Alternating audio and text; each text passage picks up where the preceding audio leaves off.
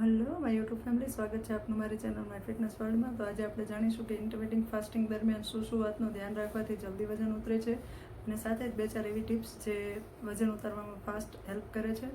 તો જેને પણ એ ટિપ્સ જાણવી હોય તે વિડીયો છેલ્લે સુધી જોજો, જેથી કરીને તમને ટિપ્સ પણ જાણવા મળે અને સાથે જ વજન ઉતારવામાં પણ હેલ્પ થાય. તો ઇન્ટરમિટિંગ ફાસ્ટિંગ દરમિયાન તમે જાણો છો કે આપણે ઇન્ટરમિટિંગ ફાસ્ટિંગ વિશે ઘણા બધા વિડીયોઝ બનાવી લીધા છે. તો ઇન્ટરમિટિંગ ફાસ્ટિંગ દરમિયાન આપણે એ બધું ખાસ ધ્યાન રાખવાનું હોય છે અમુક વસ્તુનું, અને સાથે જ આપણે કેટલી કલાકનું કરવું છે એ ફાઇનલ કરવાનું હોય છે.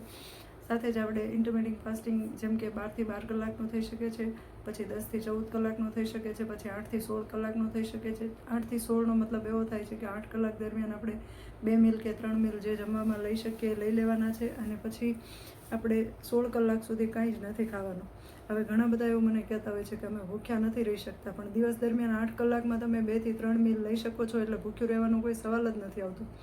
બાકીની 16 કલાકમાંથી તમારે 10 થી 12 કલાક કે 8 કલાક, 8 થી 10 કલાક તો તમારે સૂવામાં નીકળી જવાની છે, તો એ પણ પ્રશ્ન નથી રહેતો. બાકીની કલાકો આપણે સવારનું રૂટીન, ડેલી રૂટીન જે કામ કરતા હોઈએ છીએ એમાં થોડોક ટાઈમ નીકળી જાય છે. રાતના આપણે સૂતા પહેલાં જે 2-3 કલાક નીકળી જાય છે એમાં 2-3 કલાક નીકળી જાય છે. એમ કરીને આપણે 16 કલાકનું ફાસ્ટિંગ ઇઝીલી કરી શકીએ છીએ. અને 8 કલાક દરમિયાન જ્યારે ખાવાનું હોય છે ત્યારે તમે એમાં ફ્રૂટ્સ, કઠોળ, પછી રોટલો બાજરીનો, જુવારનો, મકાઈનો, રાગીનો, એવી ચણાની આઇટમ્સ ઘણું બધું લઈ શકો છો, જેનાથી તમારે જમવામાં પણ ઇઝી પડે છે. અને કઠોળ ભરપૂર માત્રામાં તમે ખાઈ શકો છો. કઠોળથી કાંઈ જ પ્રોબ્લેમ થતો નથી વજન ઉતારવામાં. સાથે જ તમે ફ્રૂટ પણ ભરપૂર માત્રામાં લઈ શકો છો. સવારે જેમ કે તમે ફાસ્ટિંગ 10 વાગ્યે ખોલ્યું છે, તો 10 વાગ્યાથી 12:30, 1 વાગ્યા સુધીમાં તમારે જેટલું ફ્રૂટ્સ ખાવું હોય છે, સિઝનમાં અત્યારે મળે છે, એ બધા જ ફ્રૂટ ખાઈને તમે વેટ લોસ કરી શકો છો. હું પોતે ભરપૂર માત્રામાં ફ્રૂટ્સ ખાઉં છું, એટલે મને એવું લાગે છે કે ફ્રૂટ ક્યારેય વેટ લોસમાં નુકસાનકારક છે જ નહીં.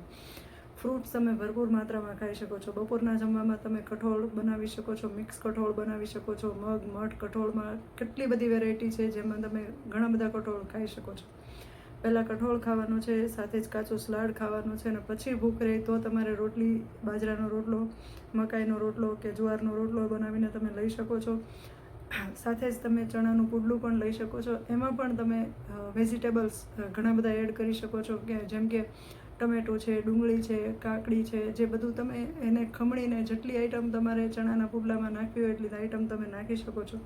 એ બધું પણ તમે, બીટ છે, પછી બટેકું છે, કે ગમે તે વસ્તુ તમે ખમણીને ચણાના લોટમાં મિક્સ કરીને એના પુડલા બનાવશો, એનું ચીલું બનાવશો, તો એ તમને ખાવામાં પણ સારું પડશે. અને એવા તમે વેજીટેબલવાળા 2 ચીલા ખાશો એક ટાઈમ, તો તમને એનાથી કંઈ જાજી ખાસ કેલરી પણ નહીં મળે, કારણ કે વેજીટેબલમાં કેલરી ઓવર હોતી નથી. થોડું ઓઇલ જે તમે એને ફ્રાય કરવા માટે લેશો એ જ ખાલી યુઝ થશે, અને ચણામાંય કાંઈ એટલી બધી કેલરી હોતી નથી, એટલે એ પણ તમને પચી જશે. સાથે જ તમે વેજીટેબલ નાખશો એટલે ચણાનો લોટ પણ થોડો જ માત્રામાં યુઝ થવાનો છે, જેનો ચીલાનો વિડીયો મેં ઓલરેડી એક નાખેલો છે, બટ એની ફૂલ રેસીપી સાથેનો વિડીયોઝ હું હવે આપણી ચેનલમાં એડ કરી દઈશ, જેથી કરીને બધાને એ પણ જોવા મળી જાય. સાથે જ ડાયટમાં કેટલી પ્રકારની તમે ચાટ બનાવી શકો છો. મગ, મઠ, કઠોળ, જેટલી પ્રકારના કઠોળ છે એ બધા કઠોળને મિક્સ ચાટ પણ બનાવી શકો છો, અને અલગ અલગ રાખીને પણ એમાં ડુંગળી, ટમેટું, લીંબુ નિતારીને મસાલા નાખીને ખાઈ શકો છો. મિક્સ કઠોળ તમને ભાવતું હોય તો મિક્સ કઠોળ લો, અને અલગ અલગ કઠોળને જે તમને પસંદનું કઠોળ હોય એ પણ ખાલી તમે લઈ શકો છો.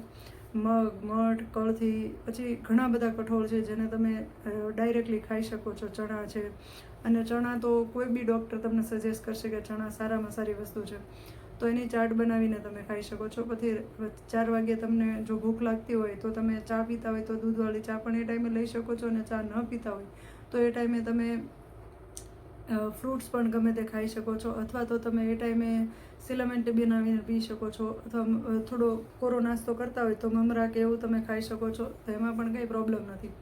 અને રાતના જમવામાં પણ પહેલાં થોડું કઠોળ લેવાનું છે, કાચું સલાડ લેવાનું છે, અને પછી તમારે રોટલો કે એવું ખાવાનું છે. અને ઘણા બધા મને એવું પૂછતા હોય છે કે ઘી દૂધ ખાઈ શકો? હા, ઘી દૂધ વેટ લોસમાં ફરજિયાત ખાવું જોઈએ, કારણ કે જ્યારે આપણે પનીર ખાઈ શકીએ છીએ, લોકો કહેતા હોય છે કે પનીર ખાઓ, તો પનીર શેમાંથી બને છે? દૂધમાંથી જ બને છે. દૂધના સારા સારા તત્વો કાઢીને તમે પનીર બનાવીને ખાશો, અને પછી તમે પ્રોટીનની માત્રા લેવાની કોશિશ કરશો, એના કરતાં દૂધમાં પણ ભરપૂર બધા કેલ્શિયમ હોય છે બધું.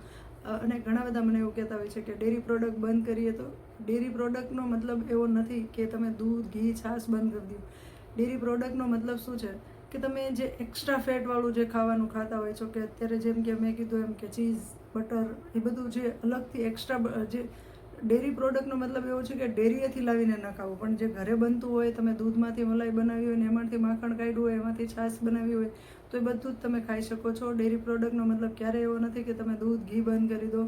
જો તમને શુદ્ધ આઈટમ મળતી હોય, હું પોતે ગાયનું ઘી ગોતવાની કોશિશ કરું છું, અને જો ગાયનું ઘી મળી જાય તો એ ફરજિયાત હું ખાઉં છું વેટ લોસ જર્ની દરમિયાન. પણ તમે જોયા જશે, મેં રોટલાના વિડીયો મૂકેલા છે, એ ઘીથી લચપચ ચોપડેલા હોય છે. મારા રોટલા ક્યારેય કોરા હોતા નથી. બાજરી જુવાર મિક્સ કરીને એનો રોટલો બનાવું છું, અને એ પણ ચોપડીને ઘીથી ભરપૂર ચોપડ્યા પછી જ ખાવાનો, કેમ કે મને પોતાને કોરો રોટલો ગમતો નથી. અને તે છતાં મારું વેટ લોસ થાય જ છે. એટલે ક્યારેય એવું નહીં વિચારવાનું કે ઘી ખાવાથી વેટ લોસ નહીં થાય. હા, ખાવાની બંધ કરવાની આઈટમો એવી છે કે જે તમે બહારની બેકરીનો સામાન ખાઓ છો, કે પછી ફાસ્ટ ફૂડ ખાઓ છો, કે પછી જંક ફૂડ ખાઓ છો, કે પછી પેકેટ ફૂડ ખાઓ છો, કે પછી કોઈ બી તમે જે બહાર બને છે કે બહારથી તમે લાવેલી વસ્તુઓ ખાઓ છો, એની કરતાં ઘરના હેલ્ધી ખોરાક સાથે તમે તમારું વજન ઉતારવાનું ચાલુ કરશો તો ચોક્કસ તમારું વજન ઉતરશે. અને ઘણા બધા મને એવું કહેતા હોય છે કે બહારથી એટલે શું? બહારનું એટલે તમે અત્યારે પેકેટ્સના જે તળેલા સામાન લાવો છો ઘરમાં, કે પેકેટ્સનું ફૂડ ખાઓ છો, કે વેફર્સ પણ ગણી લો. ઘણા બધા વેટ લોસ કરતા હોય ને પછી એવું કહે કે અમે તો ચિપ્સનું એક પેકેટ ખાલી ખાધું હતું, પણ એ ચિપ્સમાં કેટલી કેલરી છે તમને ખબર છે? એનું રીઝન એક જ છે કે એ કેટલા બધા ફ્રાય થયેલી તેલમાં, ઓઇલમાં બને છે. હવે એ કઈ રીતના બને છે, કેટલો ટાઈમથી પેકિંગ થઈ ગયું છે, એની કાંઈ જ આપણને નોલેજ નથી. તો એની જગ્યાએ એક હેલ્ધી ફૂડ ખાવાનું ચાલુ કરો, કે પેકેટ્સની ચિપ્સ ખાવા કરતાં તમે ફ્રૂટ્સ ખાઈ શકો છો. ઘણા બધા એવું કહેતા હોય છે કે અમે તો શ્રાવણ મહિનો કર્યો ને અમે આ મહિનો કર્યો ને એ મહિના દરમિયાન અમારો 2 કિલો વજન ઉતર્યો ને 1 કિલો વજન ઉતર્યો. બધી વાત સાચી છે, પણ એનું રીઝન શું છે કે તમે એક ટાઈમ ખાવાનું સ્કીપ કર્યું હશે. તમે કદાચ વેફર્સને એવું ખાધું હોય, પણ એની જગ્યાએ એક ટાઈમ તો ખાવાનું ઓછું કર્યું જ હશે ને કમસે કમ. તો એનું રીઝન એક જ છે કે તમે એ પેકેટ ફૂડ ખાવાની જગ્યાએ જો ફ્રૂટ હેલ્ધી લીધું હોત તો હજુ કદાચ વધારે વજન ઉતરે. પહેલાંના આપણા જે વડવાઓ હતા, એ લોકો વજન ઉતારવા માટે નહીં પણ હેલ્ધી ફૂડ ખાવા માટે, એ ટાઈમિંગ દરમિયાન એ લોકો જ્યારે ફાસ્ટિંગ કરતા હતા કે વ્રત કે કંઈ રહેતા હતા, ત્યારે એ લોકો શું ખાતા હતા?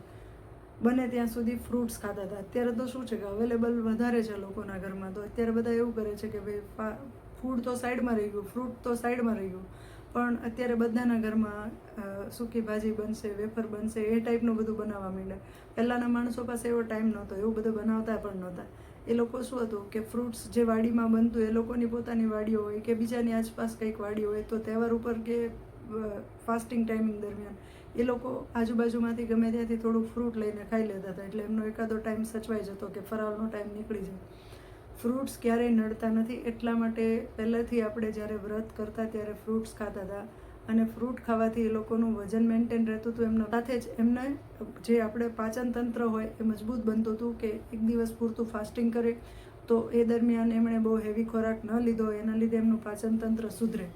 એટલા માટે આ બધું પહેલાંના માણસો વ્રત ને એવું બધું કરતા હતા, અને વ્રતના નિયમો પણ એટલે બનાવેલા છે. પણ અત્યારે તો કેવું છે કે વ્રત કરે તો ઉલટા નોર્મલ ડે કરતાં પણ કંઈક વધારે ફાસ્ટ ફૂડ બનાવીને ખાશે, વેફર બનાવશે, અને બીજું ઘણું બધું, કે અત્યારે શક્કરિયાનો શીરો ને બટેકાનો શીરો ને એવું બધું બનાવવા લોકો લાગ્યા છે. તો એનો કંઈ મતલબ નથી, મિનિંગ નથી કે ઘણા બધા રાજગરાની પૂરી બનાવશે ને ઘણું બધું બનાવી નાખતા હોય છે લોકો. તો એ ફાસ્ટિંગનો કંઈ મિનિંગ નથી. એટલે હંમેશા જ્યારે ફાસ્ટિંગ કરો ત્યારે ઘરમાં બનેલું હેલ્ધી ખાવાનું રાખો, અથવા ફ્રૂટ્સ ખાવાનું રાખો, જે તમારા ફાયદામાં રહેશે, અને એનાથી ઘણા બધા ફાયદા પણ થશે તમને. અને આપણે જે નથી ખાવાનું, એ મેં પહેલાં કીધું છે કે બેકરીના પ્રોડક્ટ નથી ખાવાના, જેમ કે પાઉં છે, કે પછી બેકરીમાં જે કાંઈ બનતું હોય, ખારી ટોસ, કે પછી બીજું ઘણું બધું બેકરીમાં સામાન બનતો હોય છે, એ આપણે બિલકુલ નથી ખાવાનું. પેકેટનું ફૂડ બિલકુલ નથી ખાવાનું.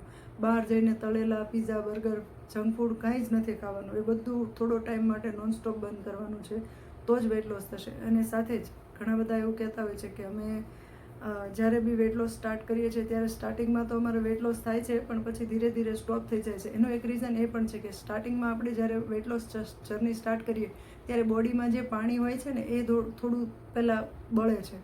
પછી તમે ધીરે ધીરે જ્યારે વેટ લોસ કરવાનું સ્ટાર્ટ કરો ત્યારે થોડો ટાઈમ માટે તમારો વેટ લોસ સ્ટોપ થશે જ થશે, પણ પછી જ્યારે લોંગ ટાઈમ તમે તમારી વેટ લોસ જર્ની સ્ટાર્ટ રાખશો ત્યારે જ તમારો વેટ લોસ થવાનું ચાલુ થશે. પરમનન્ટ વેટ લોસ જે લાંબો ટાઈમે ઘટે ને એ જ સાચો.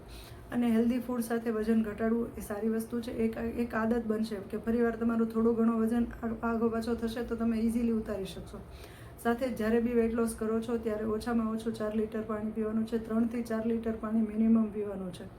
અને જો તમારે ફાસ્ટ વેઇટ લોસ કરવું છે તો તમે સવારમાં લેમન વોટર પીવાનું ચાલુ કરો, દિવસ દરમિયાન તમે બ્લેક સોલ્ટવાળું પાણી પીવાનું ચાલુ કરો અને સિલેમન ટી સવારમાં ફરજિયાત પીવો, જેથી કરીને વેઇટ લોસ જર્ની ફાસ્ટ થાય, તમારું મેટાબોલિઝમ એકદમ ફાસ્ટ થઈ જશે, એકદમ સરસ બનશે કે જેથી કરીને તમારું વેઇટ લોસ જર્ની ફાસ્ટ બનશે.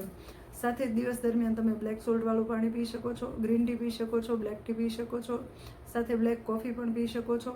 તો એ વજન ઉતારવામાં તમને મદદ કરશે. અને બ્લેક સોલ્ટવાળું પાણી તો તમને જ્યારે બી ભૂખ લાગે ત્યારે તમે પી શકો છો, જેથી કરીને તમારી ભૂખ ઓછી થઈ જશે, થોડી કંટ્રોલ થશે. જમતા પહેલાં ફરજિયાત કાચું સલાડ ખાવાનું રાખજો અને દિવસ દરમિયાન તમને જ્યારે બી ભૂખ લાગે ત્યારે તમે, જેમ કે તમારા ફાસ્ટિંગ અવર્સ ના હોય અને જ્યારે તમારો જમવાનો ટાઈમિંગ ચાલતો હોય ત્યારે તમે ફ્રૂટ્સ ગમે ત્યારે ખાઈ શકો છો.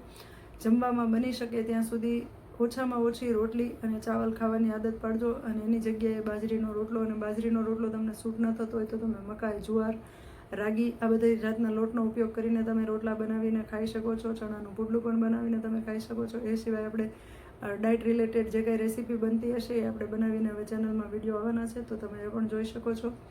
અને બેસ્ટમાં બેસ્ટ કહું તો વેઇટ લોસ જર્ની માટે સિલેમન ટી છે, એટલે સિલેમન ટી તમે બનાવવાનું ભૂલતા નહીં અને એકવાર ટ્રાય કરજો, તમને ચોક્કસ મજા આવશે સિલેમન ટી પીને. અને એ સિલેમન ટી પીધા પછી મને કહેજો કે તમારો વેઇટ લોસ જર્નીમાં કેટલું ફાસ્ટ રિઝલ્ટ આવે છે એ પણ. તો આજ માટે બસ આટલું જ. Thank you.